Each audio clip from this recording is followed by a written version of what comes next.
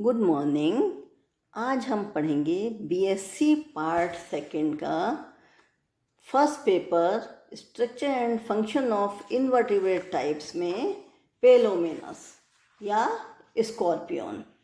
इसमें हम स्कॉर्पियन में पढ़ेंगे इसका classification, circulatory system, respiratory system और नर्वस सिस्टम। स्कॉर्पियन या बिच्छू ये एनिलिडा के एनिमल्स के समान ही ये आर्थ्रोपोडा का जंतु है। एनिलिडा के समान ये मेटाजोन होते हैं। इनमें ये बायलेटरली सिमेट्रिकल होते हैं, मीन्स द्विपार्श्व सममित होते हैं। इनमें सीलोम पाई जाती है। इनकी देह गुहा सीलोमेट कहलाते हैं, इसलिए ये इनकी बॉडी दो पार्ट से बनी होती है, प्रोसोमा एंड ओपिस्थोसोमा। इनकी बॉडी में सेगमेंटेशन पाया जाता है और इनके जॉइंट अपेंडेजेज होते हैं। बाह्य कंकाल एक्सोस्केलेटन पाया जाता है जो काइटिन का बना होता है और इनमें गिल्स, ट्रैकिया, बुकलंग्स पाए जाते हैं। और आर्थ्रोपोडा के जितने भी एनिमल्स हैं वो सभी विभिन्न जलवायु में विभिन्न परिस्थितियों के लिए अनुकूलित होते हैं। इनमें nervous system, sensory organs, muscles ये सभी डेवलप्ड होते हैं।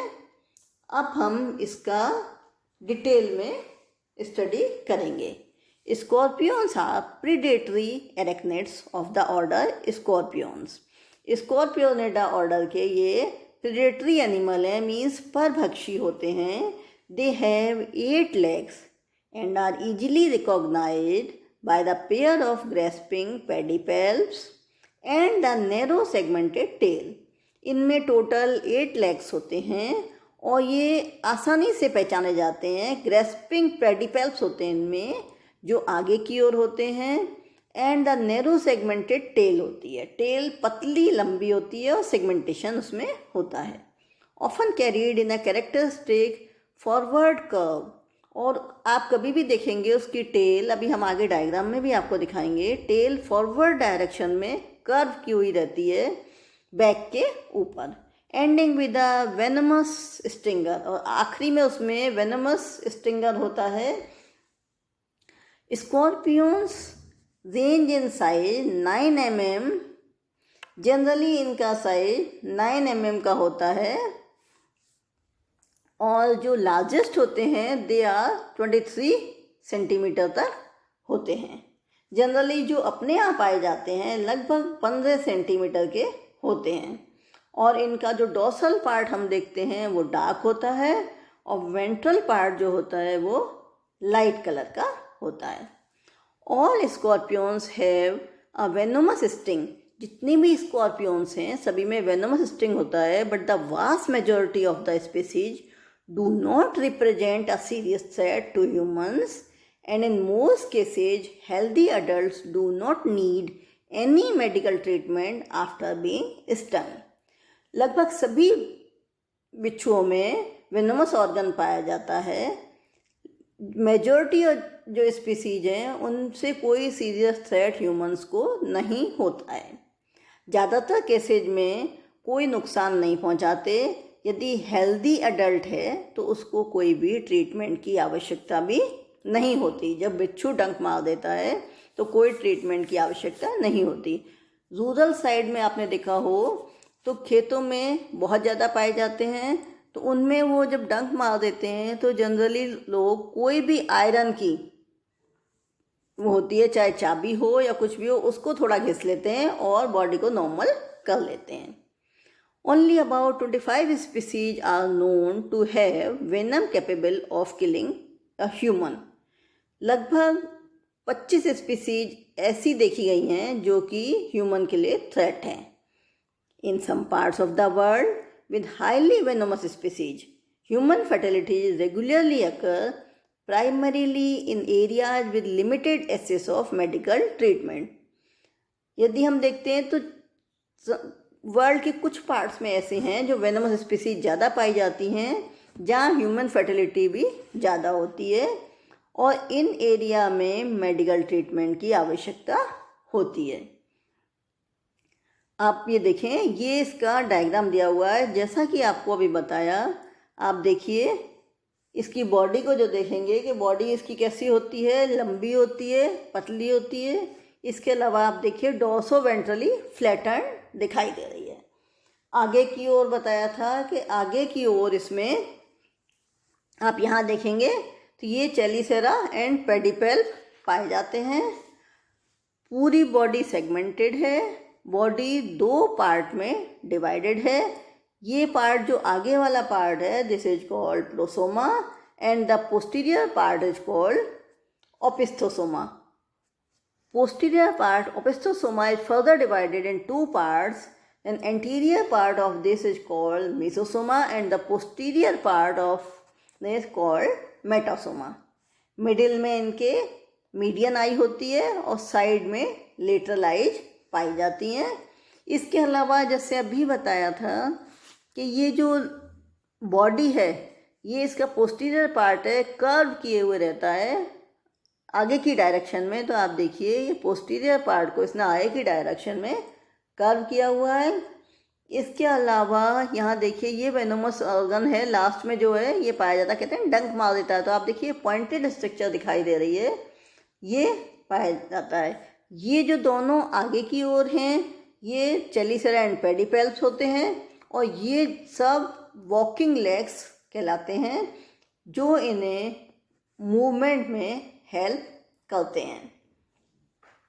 जहाँ ये डोर्सल साइड हमें दिखाई दे रहा है, यदि हम वेंट्रल साइड में देखते हैं तो वेंट्रल साइड में हमें स्टर्नम दिखाई देता है, जहाँ ट्रायंगुलर प्लेट लाइक स्ट्रक्चर होती है, स्टर्नम दिखाई देता है। वेंट्रल साइड में ही माउथ दिखाई देता है। इसके अलावा जेनाइटल ओपर्क्यूलम ये सभी वेंट्रल साइड में दिखाई देते हैं।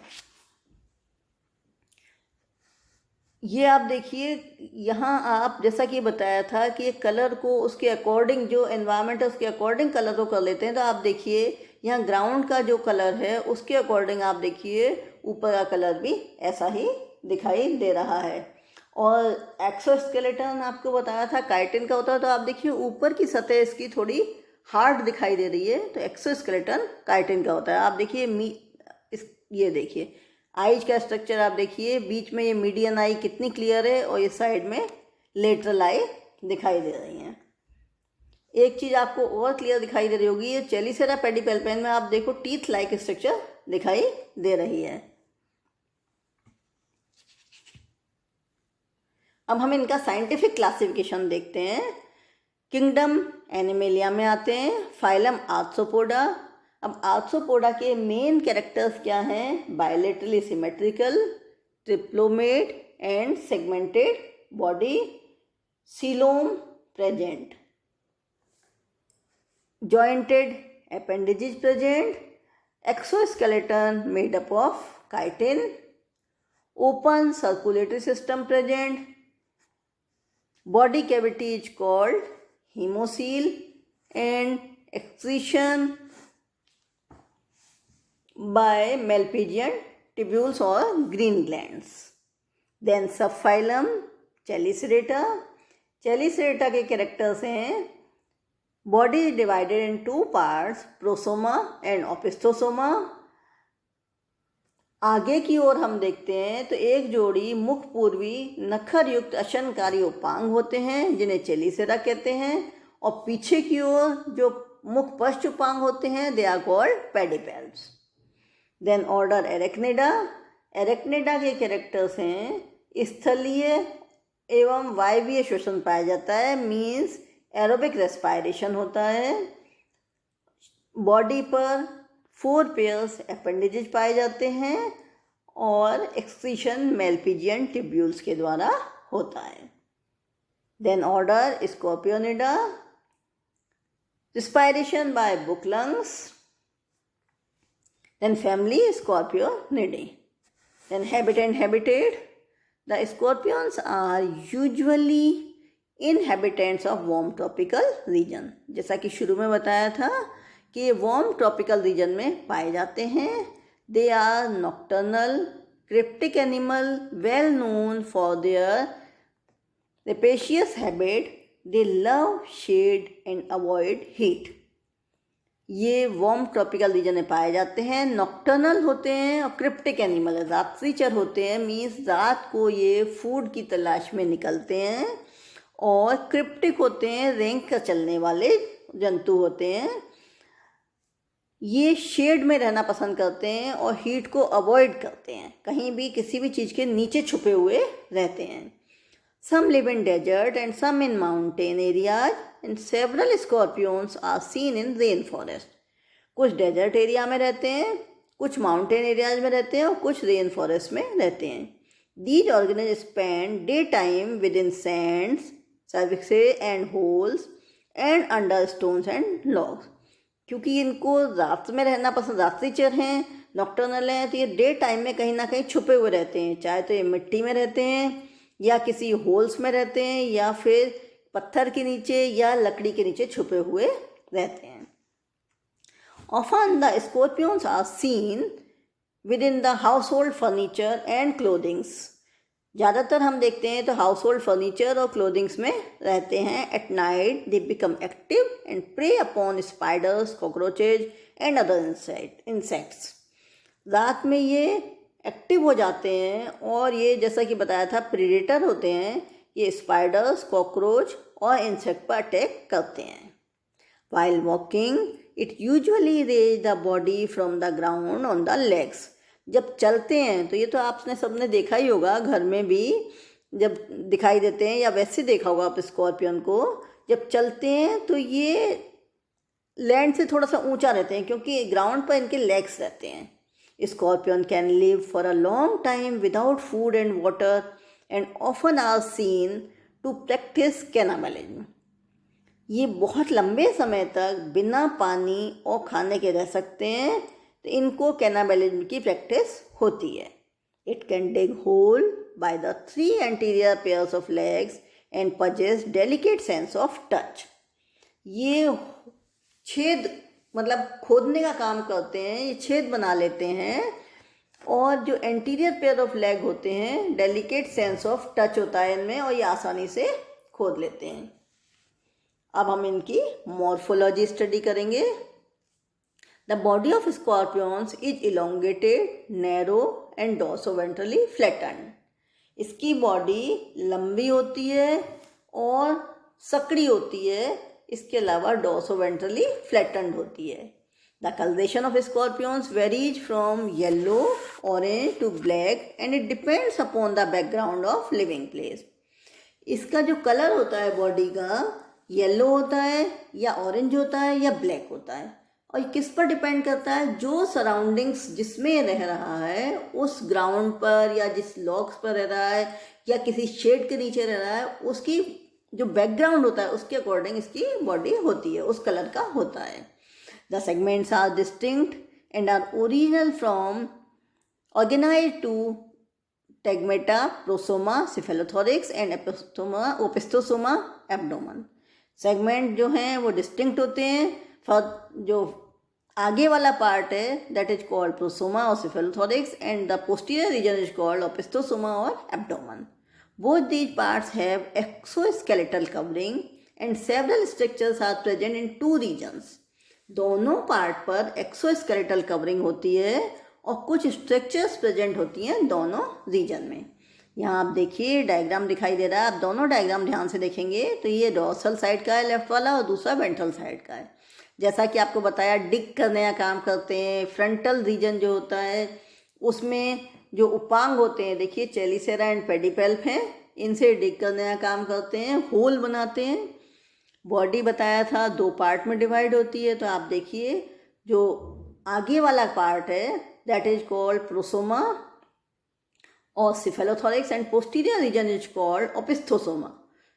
Posterior region is further divided in 2 parts, mesosoma and metasoma. This region is called mesosoma. आप यहाँ दिखाई दे रहे हैं जो बड़ा वाला है ये, एंड जो ये नैरो पार्ट है लास्ट में that is called metasoma. And lastly we can see telson.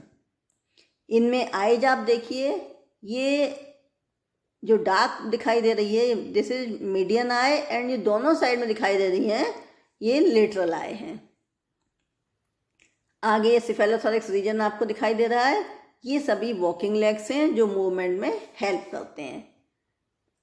Then right side वाला डायग्राम देखिए, ये वेंट्रल साइड से डायग्राम है।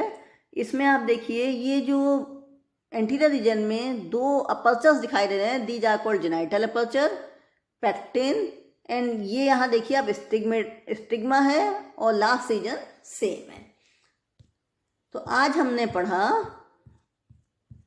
स्कॉर्पियन के बारे में कि स्कॉर्पियन क्या होते हैं, कैसे दिखाई देते हैं, क्या उनके कैरेक्टर्स होते हैं, उनका क्लासिफिकेशन, उनका हैबिटेट, ये सब मॉर्फोलॉजी और इनका डायग्राम के द्वारा समझा। नेक्स्ट क्लास में हम फर्दर स्टडी करेंगे। Thank you.